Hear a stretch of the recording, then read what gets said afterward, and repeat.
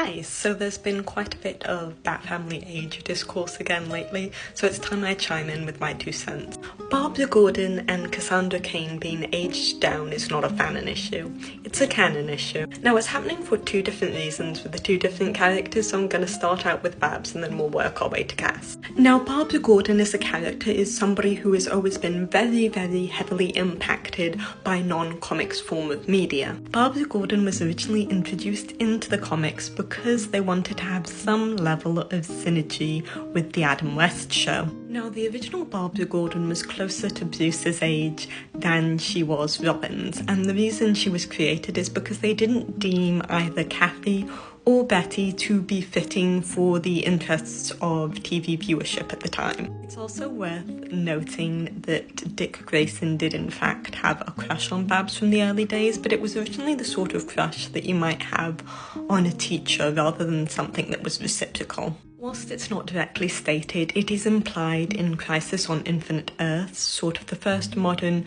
reboot of the DC universe that happened in the 1950s, that her age is dropped just by a couple of years, although she does still retain a lot of the elements she had in pre-Crisis. The fact that she has her degree in library sciences, the fact that she's just about to go and be a Congress member as she previously was in pre-Crisis, and this bit is important, the fact that she willingly chooses to give up Batgirl before anything happens to her. Through that awful book and the events, we eventually get Oracle, and Oracle, now being still an older woman, but a suitable age for an adult Dick Grayson to date, ends up having a relationship with Nightwing when they're both in their sort of mid to late 20s in the 90s and thousands comics. It is worth noting here that her post-crisis aging down does not seem to directly relate to her being played as a love interest, but rather to give them some time with her as Batgirl. It's also worth noting that the Killing Joke happens in 1988, and Babs gets reintroduced as Oracle in 1989. And I want you to keep that number in mind and do the math really quick to 2011 and to count just how many years she happily existed as Oracle before we got that reboot. Have you got the number? So after her 22-year tenure, when Dan DiDio had full control of the DC universe, we get the New 52 reboot, and Babs is reintroduced once again as Batgirl, and once again being closer to Dick's age. We're able to figure out Babs's rough age from the references she makes, the age of her friends, and several other important points, but going all the way through to now, because obviously not everything from New 52 stuck around, we know that she's currently only like 2 years older than Grayson because we were specifically told it in Tom Taylor's Nightwing. Why? So it could be made clear that they were childhood sweethearts and that they'd always been destined for one another. Now, ignoring how disrespectful that is both to Babs and to the original storyline we got with Starfire and Nightwing, there's also some other problems I have with it. The first and largest for me obviously being that when they did this, they fully erased any history that anybody else had ever had of being Batgirl, including Betty Kane, Cass Kane, and of course Stephanie Brown. The other is that it wasn't enough for them to just restart the universe and go, look, these events never happened. They had to, for whatever reason, re-canonize the Killing Joke, to have Babs's tenure as Oracle but no other part of her storyline exist, and then to have her consistently and persistently insulted in her tenure as Batgirl again. Now, we know that Dan DiDio thought that Cassandra Cain and Stephanie Brown were part of what he called the Toxic Trio, characters he believed signalled everything that was wrong with DC and took away from what he loved about it. But I think there's more to it than that, because I think as part of the fixation and interest for a lot of people with keeping Babs younger and closer to Dick's age and keeping her Batgirl comes from their fondness of the animated series of the 90s and 2000s. Because unlike in the comics, Babs has often been presented as a lot closer to being Bruce's sort of sidekick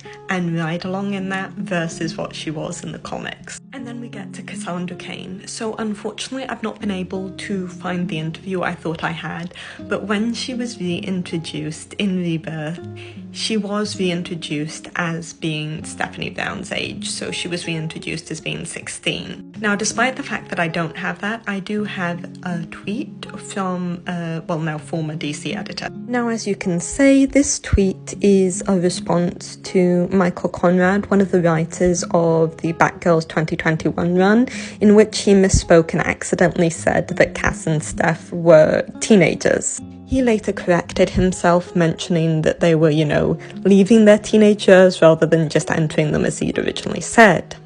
The other author on this, Becky Clunrad, also confirmed. Jess Chen, who was editing Batgirls and was sort of at the Bat office at the time overall, then chimed in to mention that the Batgirls are younger old Gen Z and that Babs is an older young millennial. That would place Steph at Cass as somewhere in their early 20s and place Babs either in her late 20s, like I am, or in her early 30s. Now, Cass's de-aging has had slightly less impact on her character because she was already heavily associated with those younger heroes who she is now sharing an age group with. We have the guy she dated because Babs told her that you're meant to like guys and date guys, Connell Kent.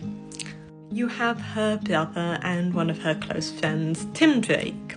And then you also have Stephanie, her best friend, who she now is sort of within a year of. You then also have the newly introduced character Duke Thomas, who is 15, and it's really, really easy to write a good convincing friendship between a 15-year-old and a 16-year-old. But another thing that Cass's de-aging does is it doesn't give her enough time to be Batgirl. And why do you want to erase the fact that she was ever Batgirl apart from Dan Dididio's issue with her?